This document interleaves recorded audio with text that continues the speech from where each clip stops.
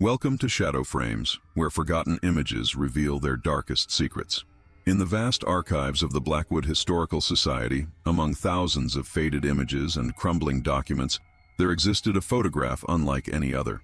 It was a simple portrait taken sometime in 1885, a young girl in a high-collared dress, her expression solemn as was customary for photographs of that era. The image was blurry, damaged by time and improper storage. The background behind her an indistinct haze of shadows and light. This photograph might have remained forgotten forever, filed away in the Society's extensive collection, if not for Professor Eleanor Harlow and her team of historical preservation specialists. Professor Harlow had dedicated her career to bringing history back to life through modern restoration techniques. With her wire-rimmed glasses and perpetually ink-stained fingers, she was a familiar sight at the Blackwood Society, hunched over ancient documents and photographs, coaxing them back from the brink of oblivion. Photography in the Victorian era was an arduous process, Eleanor explained to her new assistant Thomas, as they catalogued the latest batch of donations. People had to remain perfectly still for long exposure times, sometimes up to several minutes. That's why everyone looks so stern in old photographs. Can you imagine trying to hold a smile for that long? Thomas, fresh out of graduate school with a specialization in digital preservation, nodded as he carefully examined a cabinet card showing a family arranged stiffly around a patriarch in a wing-backed chair. Most of these will be relatively straightforward to restore, Eleanor continued, placing several damaged photographs into a preservation folder. The chemical processes may have degraded the images, but with our new software we should be able to... She stopped abruptly, her fingers hovering over a small photograph partially hidden beneath a stack of papers. It was the portrait of the young girl, her face barely discernible through the damage and blur. "This one?" Eleanor's voice trailed off as she carefully lifted the photograph, examining it under the bright light of her desk lamp. "There's something unusual about this one." Thomas leaned in, squinting at the faded image. "It's in pretty bad shape. Do you think we can salvage it?" Eleanor didn't answer immediately. Instead, she turned the photograph over, revealing faded handwriting on the back. "Alice Caldwell. Age 12, summer of 1885, she read aloud. "And there's something else written here. It's very faint." She reached for her magnifying glass. "It says, 'The last photograph.'" "Last photograph," Thomas repeated. "That's a bit ominous." Eleanor nodded slowly. "Let's digitize this one immediately. I want to see what we can recover." The Blackwood Historical Society had recently received a generous grant to upgrade their preservation equipment, including a high-resolution scanner specifically designed for delicate historical photographs. Within minutes, the portrait of Alice Caldwell had been carefully digitized, the file uploaded to Eleanor's computer. "Let's see what we're working with," Eleanor murmured, adjusting her glasses as she opened the specialized restoration software. The digitized image appeared on her screen, the girl's features slightly more discernible than in the physical copy, but still obscured by damage and blur. "Poor quality, even for 1885, Thomas observed. "The photographer must have moved the camera during exposure, or perhaps the subject couldn't remain still." Eleanor nodded absently, already absorbed in her work. Her fingers moved deftly over the keyboard as she adjusted settings, enhancing contrast, reducing noise, carefully teasing details from the darkness. "I'm going to run it through our new algorithm," she said. "It might take a while, but it should help us recover more of the image than we could manually." With a few clicks, the restoration process began, the software methodically analyzing the photograph pixel by pixel, using complex algorithms to determine what the original image might have looked like before time had taken its toll. "I'm going to get some coffee," Thomas said after several minutes of watching the progress bar inch forward. "Want some?" "Please," Eleanor replied without looking away from the screen. "Black, 2 sugars." By the time Thomas returned with 2 steaming mugs, Eleanor was leaning closer to her monitor, her expression unreadable.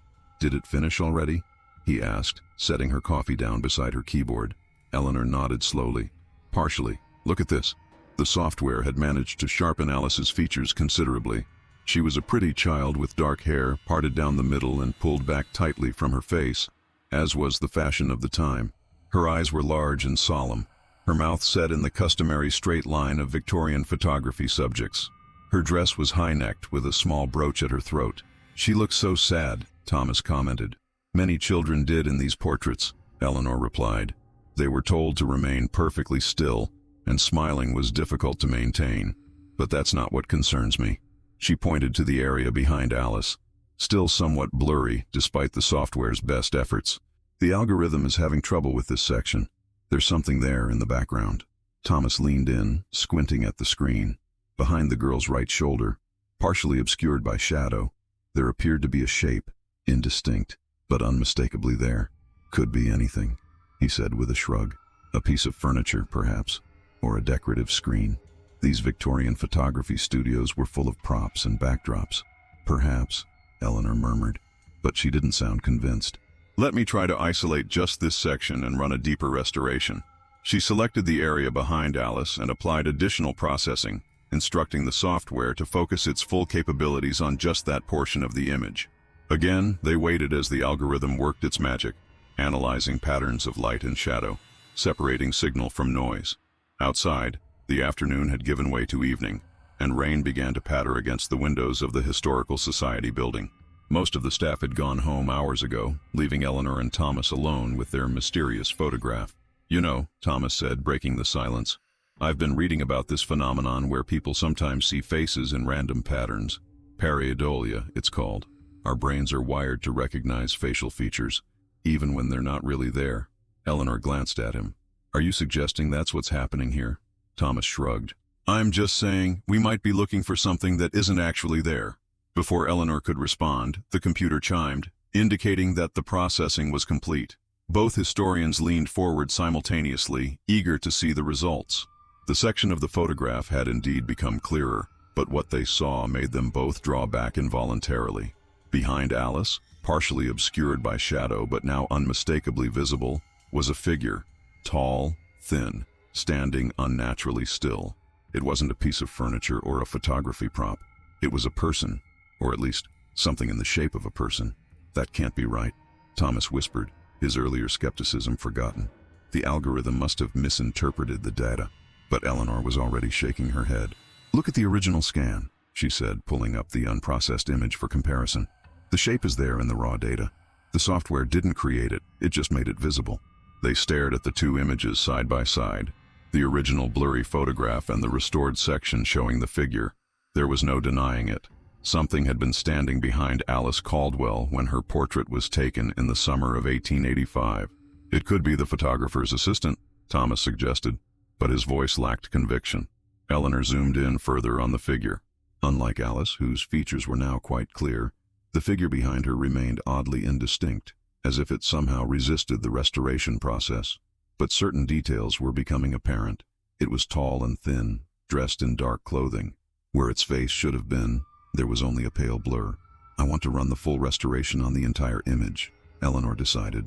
Maybe with more context we can determine what this figure is. She reset the software and applied the most intensive restoration algorithm to the entire photograph. This would take considerably longer than the partial restoration they'd done so far, but both historians were now too intrigued to leave it until morning. While we wait, Eleanor said, turning away from the screen, let's see if we can find out more about Alice Caldwell. If this photograph is from the Blackwood collection, there might be related documents in the archives.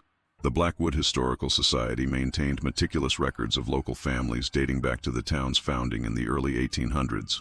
If Alice had lived in Blackwood, there would likely be birth records, school registrations, perhaps even a death certificate.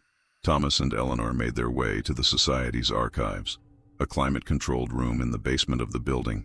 Rain continued to drum against the small ground-level windows as they pulled out the index cards for the letter C. Caldwell, Eleanor muttered, flipping through the cards. Here we are. Caldwell family, box 237, section D. Thomas located the box on the shelves and carried it to the reading table.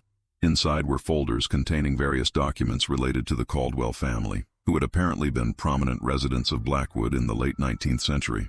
Edward Caldwell was a banker, Eleanor read from a newspaper clipping, married to Margaret Caldwell née Porter. They had one daughter, Alice, born in 1873. That would make her 12 in 1885, Thomas noted. Matches the inscription on the photograph. They continued looking through the documents, piecing together the life of the girl in the photograph. Alice had attended the local school, where she was noted for her academic achievements. There were several mentions of her in the society pages of the local newspaper, piano recitals, church events, charity bazaars. She seems to have been a normal, well-to-do Victorian child, Thomas observed. Nothing unusual here. Then Eleanor pulled out a thin folder labeled Correspondence and removed several letters written in a careful, flowing hand. "These are from Margaret Caldwell to her sister," she said, scanning the pages. "Mostly everyday matters, but wait." She stopped, her finger tracing along a line of text. "Listen to this. Alice continues to speak of her friend, though we have seen no evidence of this person. Dr. Miller suggests it is merely an overactive imagination, common in children her age, but I confess it unsettles me greatly when she insists he is standing in her room at night." Thomas frowned. "An imaginary friend? Perhaps," Eleanor said, continuing to read. "Here's another mention, dated April 1885. Alice's behavior has become increasingly concerning. She refuses to sleep in her own room, claiming her friend becomes angry when she closes her eyes. Edward thinks we should send her to his mother in Boston for the summer, but I cannot bear to be parted from her in this state." The historians exchanged a glance, both thinking of the figure they'd glimpsed in the photograph. "Is there anything else?" Thomas asked. Eleanor continued reading through the letters, her expression growing more troubled with each page. "Margaret mentions Alice's health beginning to decline in May 1885. She was losing weight, having trouble sleeping. The doctor could find no physical cause." She turned to the final letter in the folder, dated July 1885. "We have agreed to have Alice's portrait taken tomorrow," she read aloud. "Though she protests most violently against it, she insists her friend does not wish to be captured by the camera, though I have explained that only she will be in the photograph. Perhaps seeing herself as others see her, a healthy, normal child, will help dispel these troubling fancies." Thomas swallowed. "The photograph was taken in the summer of 1885, according to the inscription." Eleanor nodded slowly. "And described as the last photograph." Both fell silent, contemplating the implications. Outside, the rain had intensified, drumming against the windows and occasionally accompanied by the rumble of distant thunder. "We should check if there are any death records," Thomas said finally, voicing what they were both thinking. Eleanor nodded and returned to the index cards, this time looking for death records from 1885. She found what she was looking for all too quickly. "Alice Caldwell," she read, her voice barely above a whisper. "Died August 17th, 1885. Cause of death." She paused, her brow furrowing. "Cause of death is listed as failure to thrive. That's not really a cause of death," Thomas pointed out. "More of a description. It was sometimes used when doctors couldn't determine why a patient, usually a child, was declining." "There's a note here referencing the coroner's report," Eleanor said. "It should be in the municipal records, not the Historical Society's collection." Thomas checked his watch. "The municipal archives will be closed now. We'll have to wait until tomorrow." Eleanor nodded, gathering the documents to return them to their box. "Let's go back upstairs and see if the restoration has finished."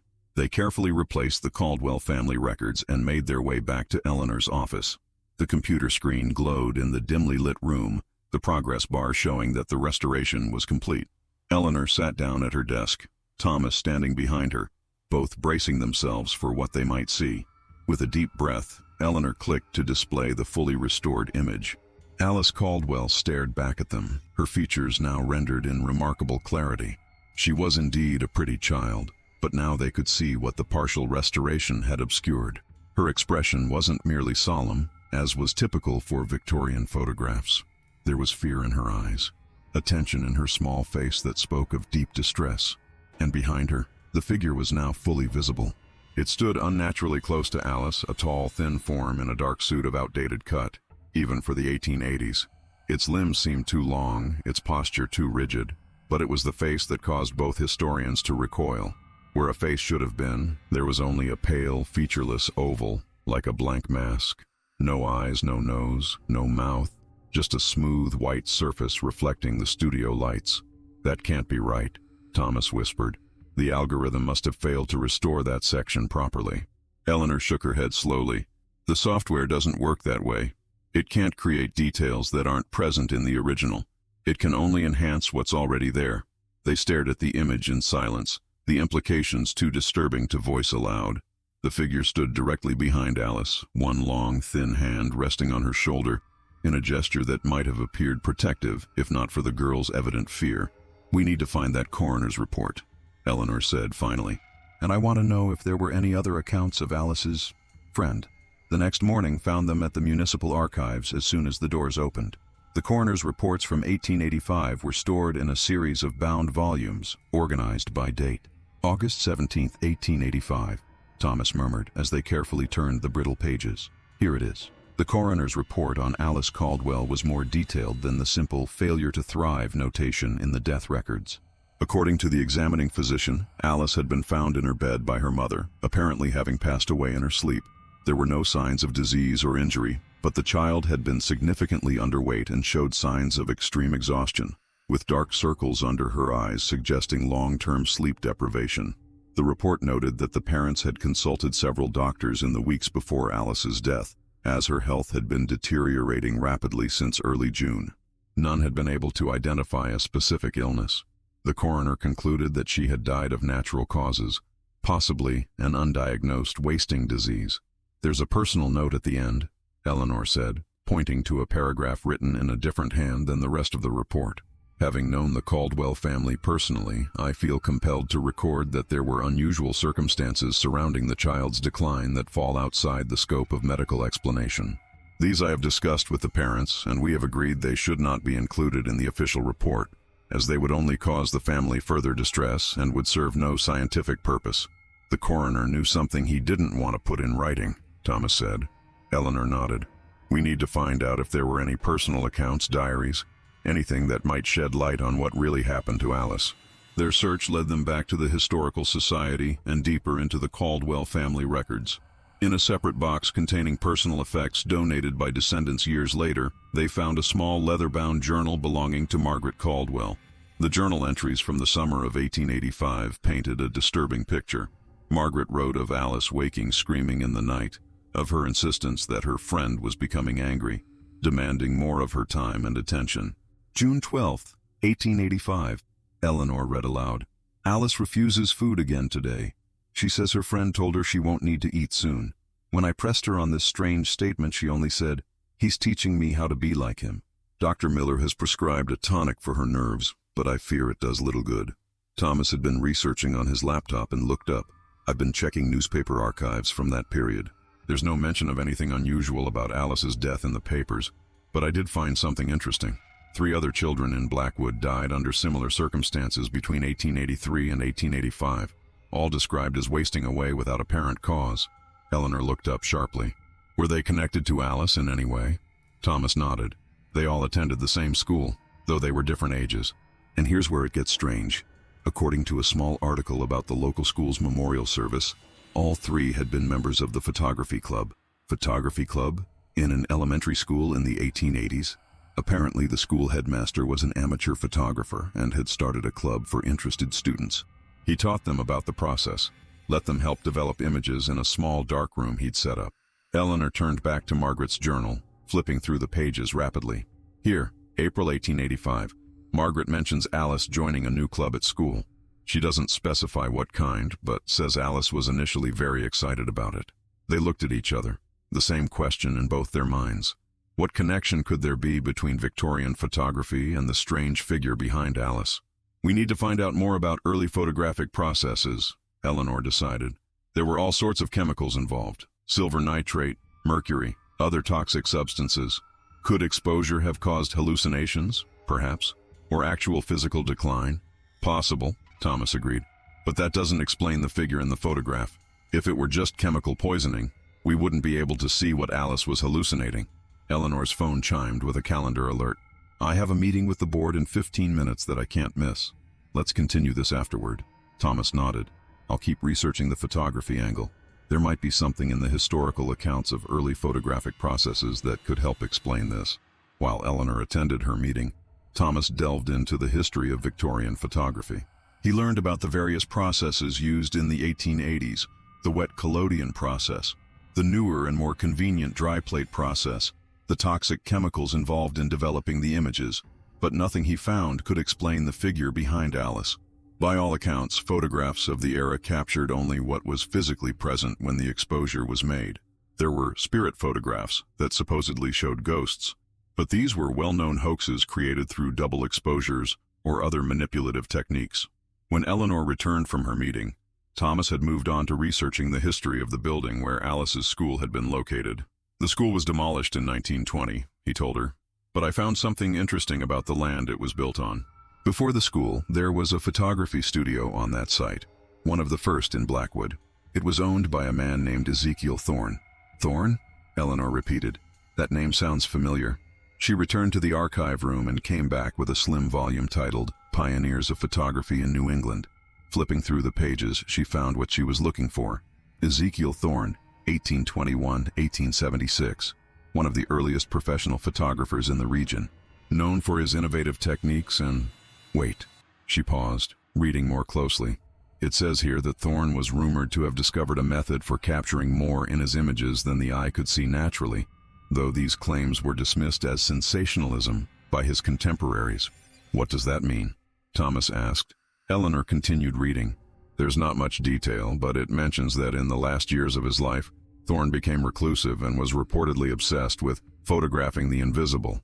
He died under unclear circumstances in 1876, 9 years before Alice's photograph was taken, Thomas noted. Yes, but look at this. Eleanor pointed to a paragraph near the end of the entry. After Thorne's death, his equipment was acquired by various parties. Some pieces were purchased by the Blackwood School for use in their educational program.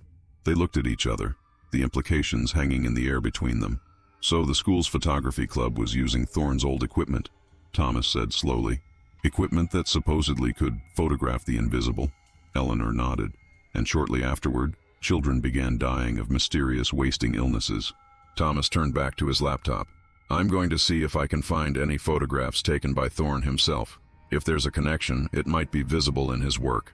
After several hours of searching digital archives, Thomas found what he was looking for, a collection of Ezekiel Thorne's photographs that had been digitized by a university library.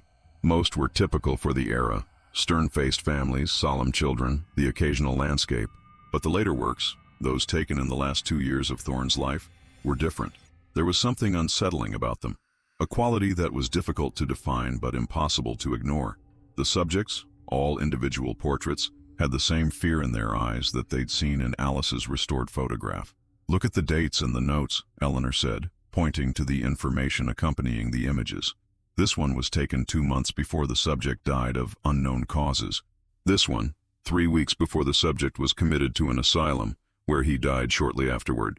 Thomas scrolled through the images, a chill running down his spine. It's the same pattern, and I'd bet anything that if we had the technology to look more closely at these photographs, we'd find something standing behind each subject. Eleanor sat back in her chair, rubbing her eyes. So what are we suggesting? That Ezekiel Thorne somehow created a camera that could photograph what? A spirit? An entity of some kind? I don't know, Thomas admitted. But whatever it was, it seems to have continued long after Thorne's death, using his equipment to feed. Eleanor finished quietly. Margaret's journal said Alice was wasting away. Her friend was teaching her to be like him. All the affected children showed the same symptoms: loss of appetite, exhaustion, declining health. They sat in silence for a moment, the only sound the gentle hum of the computer and the continued patter of rain against the windows. There's one more thing we should check, Eleanor said finally. The provenance of Alice's photograph. How did it come to be in the Historical Society's collection? This information was easier to find. The photograph, along with several other Caldwell family items, had been donated in 1967 by a great-niece of Alice's father. According to the acquisition notes, the items had been stored in an attic for decades and were discovered during a house clearance. So the photograph remained with the family, Thomas said. That's not unusual. No, but this is. Eleanor pointed to a note in the file. The donor specifically requested that the photograph be stored in the Society's archives and not put on display. There's no explanation for the request. Thomas frowned, almost as if they knew there was something wrong with it. Eleanor nodded slowly.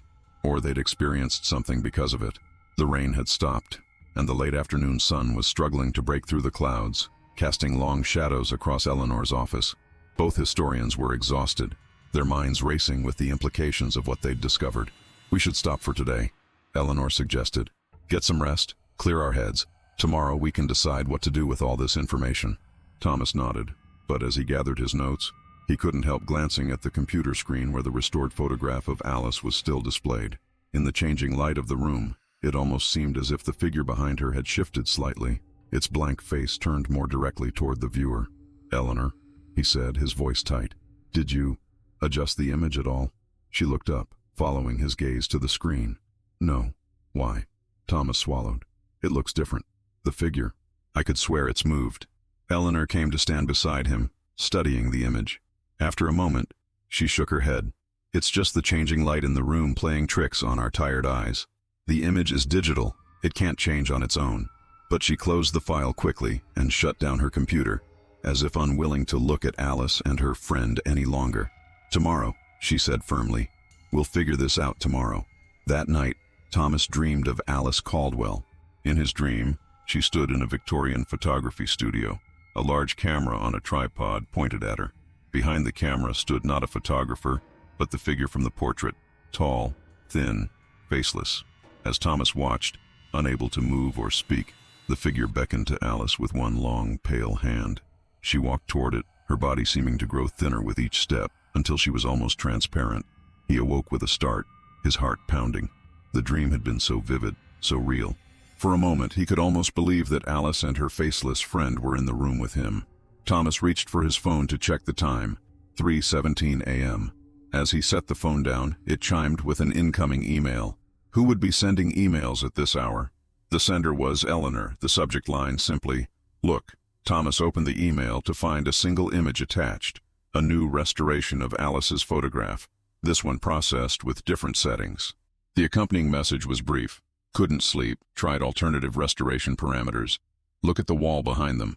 Thomas opened the attachment, the blue light of his phone screen illuminating his darkened bedroom. The new restoration had brought out details in the background that had been invisible before. The backdrop of the photography studio, a decorative molding on the wall, and there, faintly visible on the wall, were shadows, not just of Alice sitting primly on her chair, but of multiple figures standing around her. Long, thin, distorted shadows that couldn't possibly have been cast by anything visible in the room. Thomas's phone rang, startling him so badly he nearly dropped it. Eleanor's name flashed on the screen. "Did you see it?" she asked without preamble when he answered. "The shadows," he confirmed. "But how? There's nothing in the room that could cast them, unless there were others there, invisible to the normal eye but somehow captured by the camera." Eleanor's voice was tense, excited. "Thomas, I don't think Alice's friend was alone. I think there were more of them, and the camera, Thorne's camera, somehow captured their presence." Thomas shivered despite the warmth of his apartment. "Why are you awake at this hour anyway?" There was a pause before Eleanor answered. "I had a dream about Alice. It woke me and I couldn't get back to sleep. I kept thinking about the photograph, so I accessed the file remotely and tried some new restoration parameters." "You dreamed about her too?" Thomas felt a chill that had nothing to do with the temperature. "What was your dream?" Eleanor described a scene eerily similar to Thomas's own dream. Alice in the photography studio, the faceless figure behind the camera beckoning to her.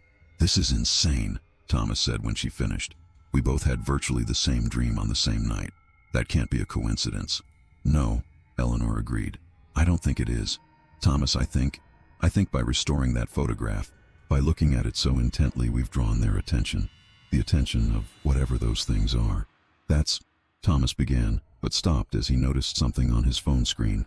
The image of the restored photograph was still open, and as he watched, it seemed to darken, the shadows on the wall growing more pronounced. "Eleanor," he said, his voice barely above a whisper, "the image on my phone, it's changing." "Mine too," she replied, her voice equally hushed. "Thomas, close the file. Close it now." Thomas tried to close the image, but his phone had become unresponsive, the screen frozen on the photograph that now seemed to be growing darker by the second. In the background, the shadows were stretching, reaching out toward the edges of the frame. "It won't close," he reported, a note of panic creeping into his voice. "Eleanor, what's happening?" But Eleanor didn't respond. There was only silence on the other end of the line. "Eleanor?" Thomas called, louder now. "Eleanor, are you there?" Still no response. Thomas's heart was racing, his palms sweaty as he gripped the phone. On the screen, the photograph had darkened to the point where Alice was barely visible, the shadows now dominating the image. And then, slowly, a new figure began to emerge from the darkness at the edge of the photograph, a tall, thin silhouette with a pale, featureless face. Thomas threw the phone across the room in panic, breaking the spell. In the sudden darkness, he sat trembling on his bed, his breath coming in ragged gasps. After several minutes, when nothing further happened, he forced himself to turn on his bedside lamp and retrieve his phone. The screen was cracked from the impact, but it was functioning. The photograph was gone. The email app closed. With shaking fingers, he dialed Eleanor's number. It rang several times before going to voicemail. He tried again with the same result. Fully awake now and increasingly concerned, Thomas quickly dressed and called a taxi to take him to Eleanor's apartment. It was nearly 4 a.m., but his fear for his colleague overrode any concerns about the inappropriateness of the hour. When he arrived at Eleanor's building, all was quiet. He rang her doorbell repeatedly, but there was no answer. After several minutes of increasing desperation, Thomas managed to convince the building superintendent to check on her, citing a medical emergency. The superintendent unlocked Eleanor's door, calling her name as they entered. The apartment was dark and silent. "Professor Harlow?" The superintendent called again, flipping on lights as they moved through the rooms. "Are you here?" They found Eleanor in her home office, slumped over her desk in front of her computer. The screen was on, displaying the restored photograph of Alice Caldwell. But now the image had changed drastically. The studio setting was gone, replaced by darkness. Alice stood in the center, surrounded by tall, thin figures with blank white faces, their long arms reaching toward her. "Professor Harlow?" the superintendent said, shaking Eleanor's shoulder gently. "Ma'am, wake up." But Eleanor didn't stir. Thomas, his heart pounding in his chest, reached for her wrist to check for a pulse. Her skin was ice cold, and he could detect no sign of life. "Call an ambulance," he told the superintendent, his voice breaking. "Now." But Thomas knew, even before the paramedics arrived and confirmed it, that Eleanor was gone. Like Alice Caldwell and the other children, like Ezekiel Thorne himself, she had fallen victim to whatever entities lurked behind the veil of ordinary reality, glimpsed only through the lens of a specialized camera and the images it produced. In the days that followed, Thomas struggled to make sense of what had happened. The official cause of Eleanor's death was listed as a heart attack, a sudden and unexpected medical event that had taken her life as she worked late into the night. But Thomas knew differently. He had seen the photograph on her computer screen, the altered image that no ordinary software could have produced. He had felt the unnatural cold of her skin, so similar to what Margaret Caldwell had described in her journal when she found Alice on that August morning in 1885. Despite his fear, Thomas returned to the Historical Society one last time, determined to ensure that the photograph of Alice Caldwell and whatever entities it had captured could never harm anyone else. He found the original photograph still in its preservation folder, looking innocuous and harmless in the bright light of day. With trembling hands, he prepared the Society's document incinerator, normally used only for confidential modern documents that didn't need to be preserved. As he held the photograph over the incinerator, a sudden chill swept through the room. Though all the windows were closed against the summer heat, Thomas hesitated, an inexplicable reluctance staying his hand. "Turn around, Thomas." The voice wasn't audible. It seemed to speak directly inside his mind. Thomas fought against the compulsion to obey, knowing instinctively that to look behind him would be fatal. Instead, with a supreme effort of will, he dropped the photograph into the incinerator and pressed the button to activate it. There was a brief flare as the old paper caught fire, and for a moment, just a moment, Thomas thought he heard a chorus of whispered voices, a sound like wind rushing through dead leaves.